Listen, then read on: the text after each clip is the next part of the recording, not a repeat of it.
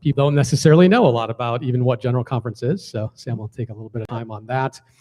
And then talk about some of the things that might be happening, answer some questions. So it's a somewhat free agenda schedule here. Yep. Very loose. Format, very loose. So yep. Thanks. So Sam, I turn it over to you. All right. Well, first off, who knows what General Conference is? Very little? Okay. So yeah, one hand. All right, good. It's the whole world. Yep. So in the United Methodist Church, we've got several different administrative divisions. So here at Queensbury, we are part of the Upper New York Annual Conference, which is most of New York State, except for like the Lower Hudson Valley and the city and Long Island. So that meets once a year, and that's all the churches in this part of the state. There's also jurisdictional conferences, which we're in the Northeastern jurisdiction, which is 10 annual conferences up. There's New England and New York and Upper New York and a couple others. And then the General Conference is the administrative body for the global United Methodist Church. So it meets once every 4 years. We call that a quadrennial meeting. We like our words in the United Methodist Church. And we meet and we discuss legislation, any proposed changes to our book of discipline, which is our book of doctrines and rules and beliefs and practices that govern the United Methodist Church. So it's kind of like our Congress, so do with that what you will. But it meets on the 4-year, it lines up with the US presidential election cycle. So they met in 2000, 2004, so on and so on. And we were meant to have been meeting in 2020, but that never happened for pandemic reasons. And that was the General Conference to which I was elected as a delegate from our annual conference. So the Upper New York Annual Conference gets 10 regular delegates to General Conference that are elected by the annual meeting. So in 2019, we met as a conference and elected 5 lay people. I'm lay delegate number 5, and 5 clergy people to go on behalf of Upper New York to the General Conference. The location moves around. In 2020, it was going to be held in Minneapolis, Minnesota. But it is held only in the US. So 2012, I think, it was in Florida, and it's been in Missouri and all over the place. Yes, so as the bulk of the church is mostly in the US, that's where we meet. So yeah, so General Conference is where we make the rules, make the decisions about stuff that affects the whole church, from the US to Africa, across Europe and Asia and the Philippines. So it's a pretty big deal. Question? Yes, the last general meeting, I believe ended up being quite a division between groups. Yes. Thank you. And that division, I think, affects us all, and as it's been spoken, well, it could eventually, excuse me, could eventually turn into an actual permanent division within the Methodist Church. Yes, so thank you. Would you like to comment on that, please? Yeah, absolutely. That's a good segue into what I think a lot of us might be concerned about with General Conference. So thank you. Yes, so what Murray's talking about is the 2019 special session of General Conference that was called to make a decision about the future of the United Methodist Church as it pertains to human sexuality and homosexuality specifically. So if you're not aware, the church's stance currently is that gay people, LGBT people, are welcome to participate in the church, but they're not allowed to be married in the church or serve as ordained clergy in the church. So that's been a very heated issue since 1972. And at the special session in 2019, the delegates passed what is called the traditional plan, which doubles down on that stance that the church has had for decades, and includes some additional restrictions on that. So that's really the bulk of the work that's going to be happening at the next General Conference, which is currently scheduled for 2022, end of August into September. So that is where a decision will be made about what's going to happen with the United Methodist Church. It was also pointed out that it's very likely that a split will be happening in the church. Yes, that is true. Most likely that is what will happen. And right now, the most popular plan, piece of legislation for that is what's called the Protocol for Reconciliation and Grace Through Separation. Or just the protocol for short. We all just call it the protocol. And that's a piece of legislation that was written and mediated within a group of church leaders from all across the world, from Africa and the US and Asia and Europe, clergy and lay people alike, from interest groups and different areas and organizations. What the protocol does is it allows, it introduces some legislation to the Book of Discipline that allows churches to split and form new denominations, is the bulk of it. So it creates a process that makes it easier. Right now, it is the traditional, more conservative Methodists who have done the bulk of the work organizing their own new denomination. They're just waiting for the next General Conference to officially make that split. So the protocol gives them seed money to help them start that. It allows them to keep their property. So if they have churches that are leaving, then the church gets to keep their property. Things like that. Clergy pensions. So that's the real hot topic at the next General Conference, is the split in the Methodist Church and the protocol for separation. Any questions on that? Yes.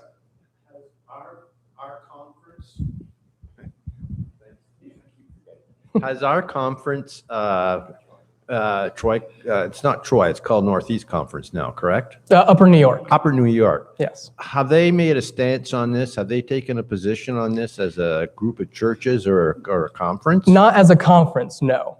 So part of the protocol, if that is passed, because we have to remember that that's not actually the law right now.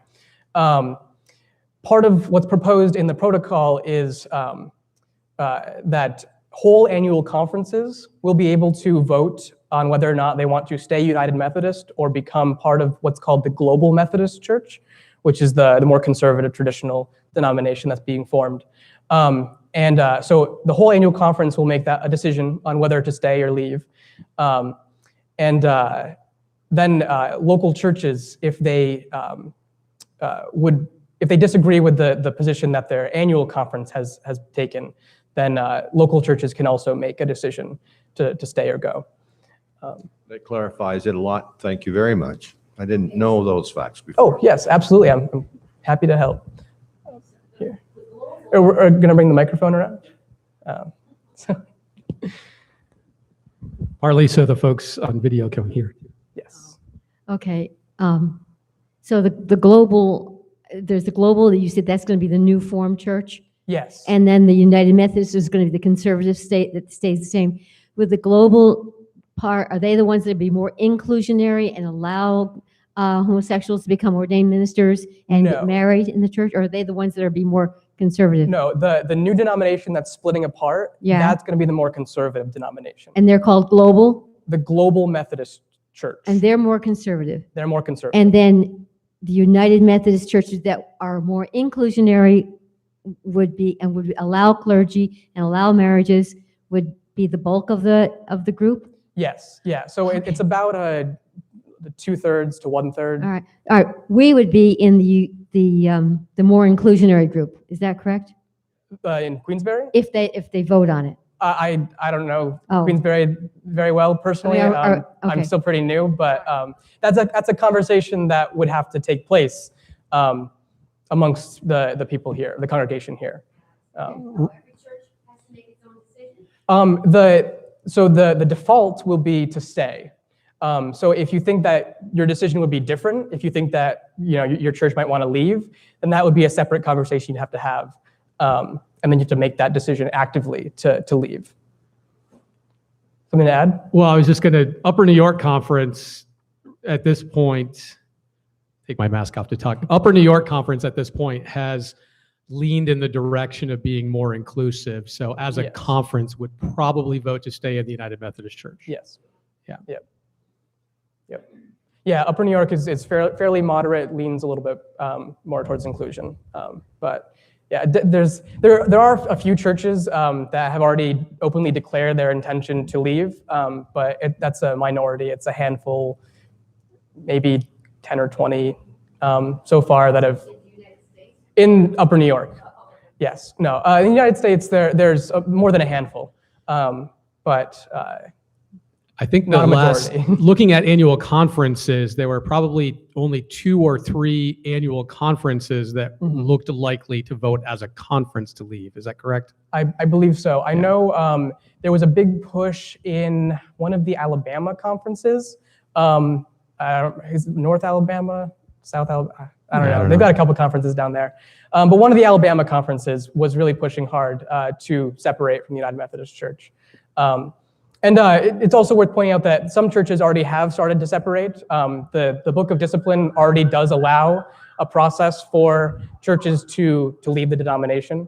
But because of how our church's property laws are structured, the annual conference owns the church property. So the part of the protocol is making it easier for churches to leave with their property. But some conservative churches have already left, either become independent or joined other more conservative denominations. Some churches that are more progressive have already left and either become independent or joined other more progressive denominations. So I know of a couple of churches in New England that have voted to separate already because they're very welcoming and pro-inclusion.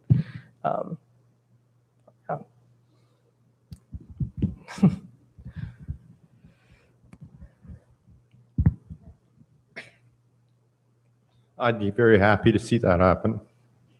To have us be more inclusive and stay with the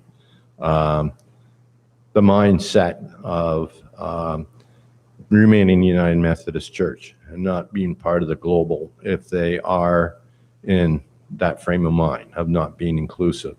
I always liked our logo, our slogan. I can't remember what it was.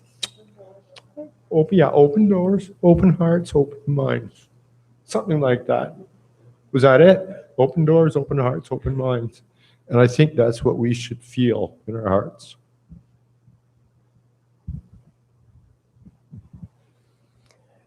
Any other questions for me? Or comments, concerns, quips, queries, quandaries? Pastor Steve? I was just going to mention a couple of the questions that came up at the earlier session. You know what? I'll go up front. A couple of the questions that came up at the earlier session, one person said that would mean that, of course, numbers would decline. Yes. In the United Methodist Church, that is true. Also, just sort of the breakdown is that the majority of U.S. churches have been basically moderate to progressive. And that's sort of the coalition. And just a little bit of the background on this. What happened right after the fallout from the 2019 special session was that there's a majority conservative theology outside of the United States in United Methodist churches, in particular in Africa, also parts of the Philippines and some parts of Europe. And so that's what swayed the vote enough that it ends up being very close often, like 52, 48% kind of vote at General Conference. The majority of U.S. churches and annual conferences and delegates have been moderate to progressive. And so there was a lot of pushback, and you probably saw a lot about that in the news media after the special session in 2019. There was a lot of pushback from U.S. churches, and that's where serious talk about some kind of separation happened, and so was started. That's where it comes from. And a lot of the delegates from outside the U.S., in particular from Africa, didn't really understand some of that dynamic and didn't really foresee some of that pushback. And that's where a lot of this is rooted in. Also, just to give a little more background too, a lot of this from the more conservative side of the church has been in the works for decades. They've already been establishing a lot of parallel structures. So, so this movement towards separation, and it's not only about issues of human sexuality, although that's been one of the main driving factors. But if they already have their own book of discipline drafted, and so a lot of the things in there would be, for example, bishops not elected for life, but for, say, a term of 4 years. So that would be one thing. Churches having more control over their own property, so eliminating the trust clause where the annual conference owns the property and the trustees here hold it in trust for the annual conference. They would eliminate that. And possibly radical changes to the appointment system. So churches would essentially, it would be more like a call system where churches would call their own pastor, which raises concerns about female pastors, people of color, others that have traditionally been put often in appointments and given opportunities to be in ministry in churches that might not originally have invited them to come and be their pastor. So that's one. And also some of the smaller churches may have more difficulty finding pastors to come and serve in those places. So there's a number of other issues, things that are different in this new denomination's book of discipline. So it's not only about human sexuality issues. It's a number of things too that have been kind of bubbling under the surface, and this is their opportunity to do that. So.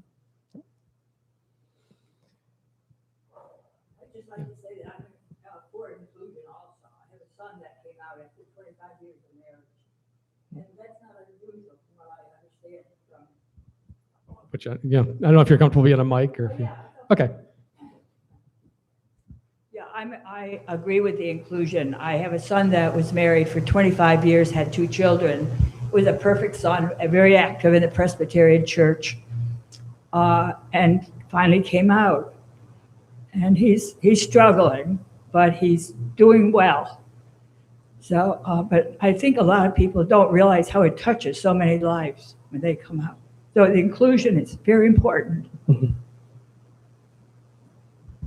One of the things that I just pointed out that came out of the earlier session too was that we're very aware, we're all very aware that in a lot of places like for Queensbury, for example, this is a community, suburban type church where a lot of folks, have come here because your kids go to Queensbury schools. And so you want them to be in a church with other people that they'll know. And, they're the people in your neighborhoods, in your community organizations. And so you have connections that way.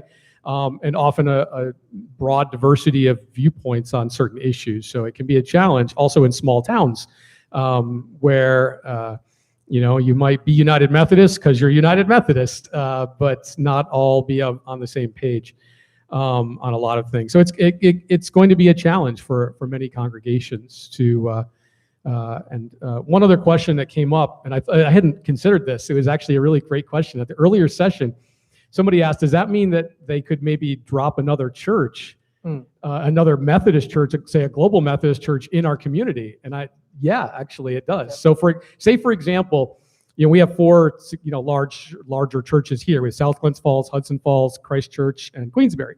So say all 4 of these churches decide that we're going to stay in the United Methodist Church.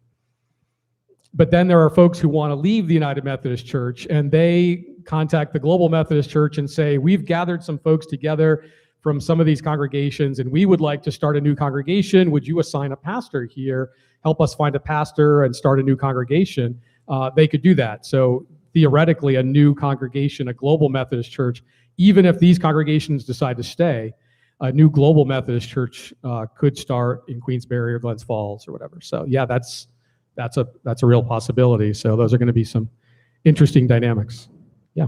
What other Protestant denominations are inclusive? What other Protestant denominations are inclusive to homosexuals?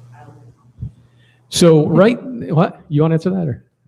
I don't know if I could list Okay. them all. But So right now, the Episcopal Church has been much more open and inclusive.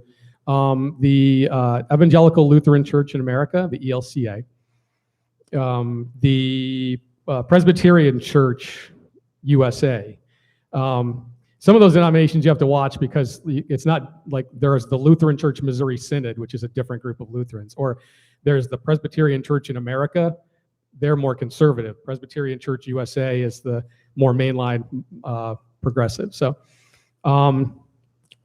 Episcopalians, Lutherans, Presbyterians, that's mostly a Reformed Church in America. Depends. United Church of Christ, it depends too. We were recently traveling. We were in Virginia.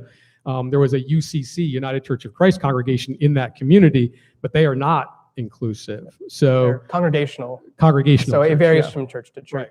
Yeah. So some denominations might be, and that'll still be the case to a certain degree in United Methodist churches, congregations. Some will be more inclusive and welcoming than others. So, but right now there's this like moderate to progressive coalition of churches that looks like it will remain the United Methodist Church, and that's who we will be.